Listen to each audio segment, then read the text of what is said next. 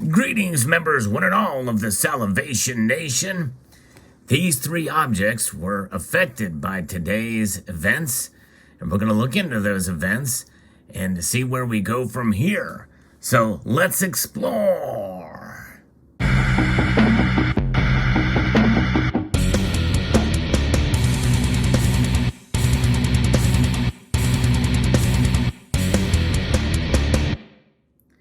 Gold and silver absorbed the Fed rate hike today. They started a little bit of a rebound in late trading in the markets.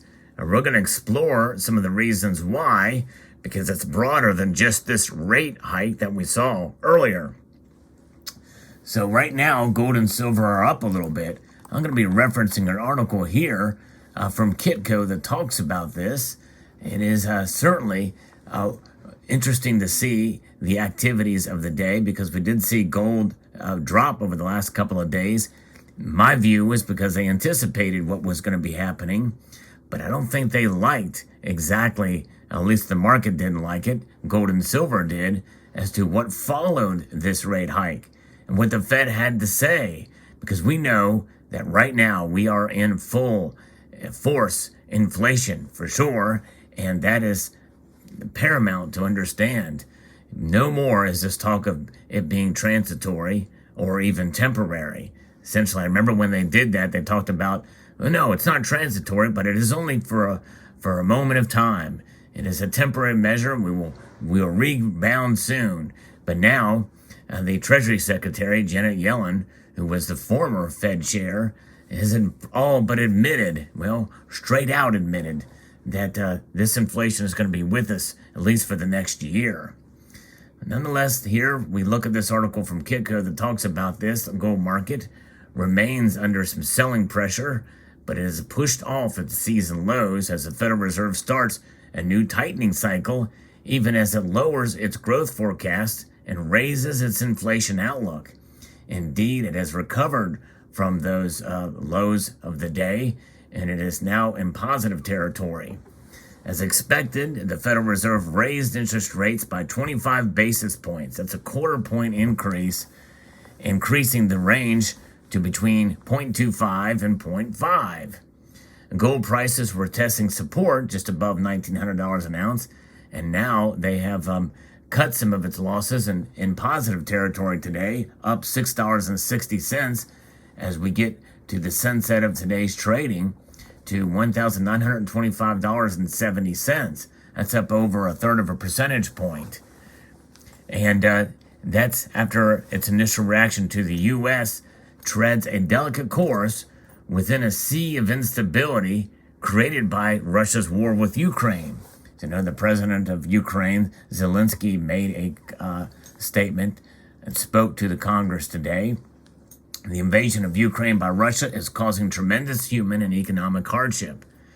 The implications for the U.S. economy are highly uncertain, but in the near term, the invasion and related events are likely to create additional upward pressure on inflation and weigh on economic activity, the Federal Reserve said in its monetary policy statement. Now, we can't blame it all on Russia. We can't blame it all on what's going on there. In fact, I believe the Federal Reserve is kind of using the Russian situation as an excuse when it's really their policies that have the greatest effect on inflation right now by the printing. So not only is the Federal Reserve raising interest rates, but it is also planning to reduce its balance sheet at a coming meeting. And despite the growing uncertainty, the U.S. Central Bank signals that it continues to move forward with rate hikes in an environment of rising inflation and lower economic growth. Indeed. Federal Reserve's interest rate projections, are also known as the dot plots, have jumped from December's forecast. The committee sees the Fed funds rate at 1.9% by the end of the year, up from December's projections of 0.9%. The new median rate indicates at around 7 rate hikes this year. Wow. So that is pretty interesting. We were thinking it would be about 3 or 4 tops, and now they're talking about maybe 7. The Federal Reserve sees slightly lower growth this year as the conflict in Eastern Europe raises economic uncertainty. The Federal Reserve sees the U.S. gross domestic product growing 2.8% this year, down sharply from 4.0% forecasted in December. However, GDP growth is unchanged in 2023 and 2024 at 2.2% and 2.0% respectively. So at the same time, inflation pressures have risen sharply.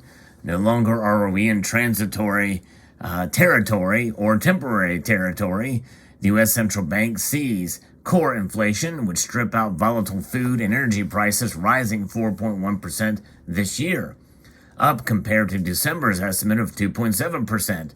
Core inflation will remain elevated, rising 2.6% in 2023, up from the previous forecast of 2.3%. Looking further ahead to 2024, inflation is also higher at 2.3%, up from December's projection at 2.1%. So none of those are meeting their targets, and I think that is being overly generous, for sure. And I think gold and silver prices are reacting to that, and silver being up as well too, up 0.68%, up 17 cents today, well above $25 an ounce.